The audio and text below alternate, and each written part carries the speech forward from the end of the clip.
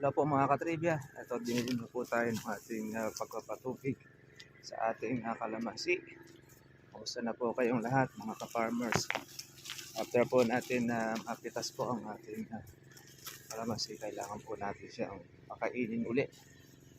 Ilagay po tayo ng ating organic fertilizer dito sa ating kalamansi.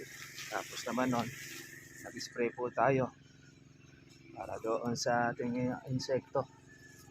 Yun yung pong mga bulaklak po noon, mga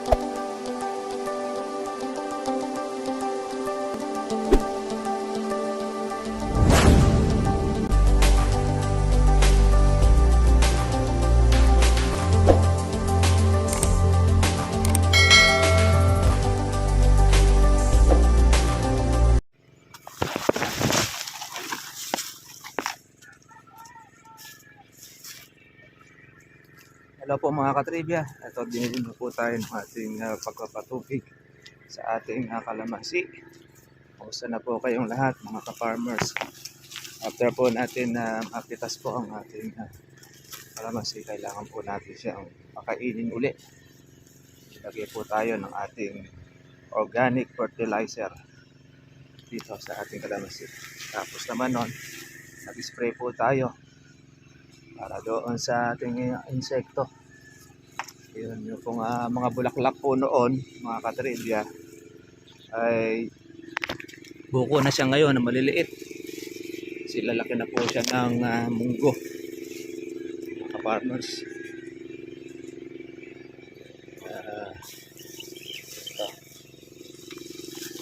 Kailangan natin ng tubig para tuloy-tuloy ang ating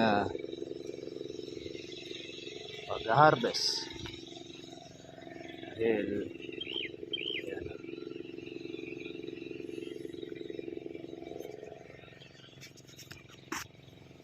ubos na po ang ating pong mga bunga. Ang natin na lang po halos mga katribya po yung gaholin. Yan. Ang ating pong palakihin para naman niya sa Marso. Mayroon tayong pang March. Kaya doon sa mga magnanakaw, sorry na lang kayo. At wala na kayong makikita na unti-unti dahil napapitas na natin. Una po mga ka-farmers, yung pong ating pitas dito, nakatikim po tayo ng 3,200 sa kulang siyam na red bag ang ating pong nakuha. Tapos meron tayong 1.5 hinog. Binayaran naman po ng 2,000 ang presyo ng isang bag na hinog. Ay napakaganda ng presyo. After po naman nun, ay nakapitas naman tayo mga katribya po doon sa 1,700 na 15 bag. Napitas natin. Sumunod kinabukasan, 1,800. Nakapitas naman po tayo ng 10 bag. Sa madaling salita mga katribya, plus 25. Kaya yun po, yung pong ating inalagaan ng ating paglalagay ng abono rito, tapos yung ating pag-spray. Nakuha po natin, tapos meron na rin po tayong kita. At siyempre, yung ating pong magiging neto na rito, lalo na yung pong ating mga bukong mga maliliit. Yan ang ating palakihin ngayon. Bonus na lang din po natin yung pong ating mga gaholin. Yan, bonus na natin yan. Pang maintenance po yan mga katribya. Kaya napakaganda po na naging presyo ng kalamansi. Itong pagpasok po ng January. Hindi natin sukat akalain na ang kalamansi ay umabot po ng 3,200. Tapos noong pong makabagong taon na 4,000 sa Cabanatuan City yung kalamansi. Sa madaling salita, napakamahal. Nagkaroon po ng crisis mga katribya sa bunga. Kaya halos ay hindi po buti na lang po mga farmers ay hindi po sabay-sabay po ang mga bunga ng kalamansi. Kaya na-maintain po niya yung taas. Ngayon sa mga darating, itong buwan po ng Marso, hindi po natin alam kung magiging magkano presyo saka itong buwan po ng April. Yung pagkapatubig natin ito mga ka-farmers ay magkakaroon na naman ulit ito ng panibago pong bulaklak. Ayan, ayun pong ating palakihin. Yan, yung pong pinagpitasan mga katribya. Yan, uusbungan po uli yan ng panibagong bulaklak tsaka po ng dahon. Kaya kalamansi, hindi po na mahihinto po yan kabubunga. Lalo na po sa tag-araw. Kaya basta dire-diretso lang mga ka-farmers ang ating pong alaga. Ayan. Wala po siyang insekto po ngayon dahil nag-spray po tayo kaninang umaga. Sinabayan po natin ang ating pagkapatubig.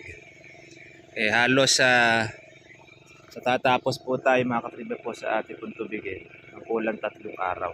Pero hindi naman po puspos po yan na 24 hours. At umpisa lang po tayo sa umaga. Pagkatapos sa gabi o sa hapon, papatay na rin po tayo ng ating pong makina. Dahil mahirap din kuminsan mga ka-farmers, pagpatubig tayo ng madilim. Hihintay lang po natin na sumadsad po itong ating tubig.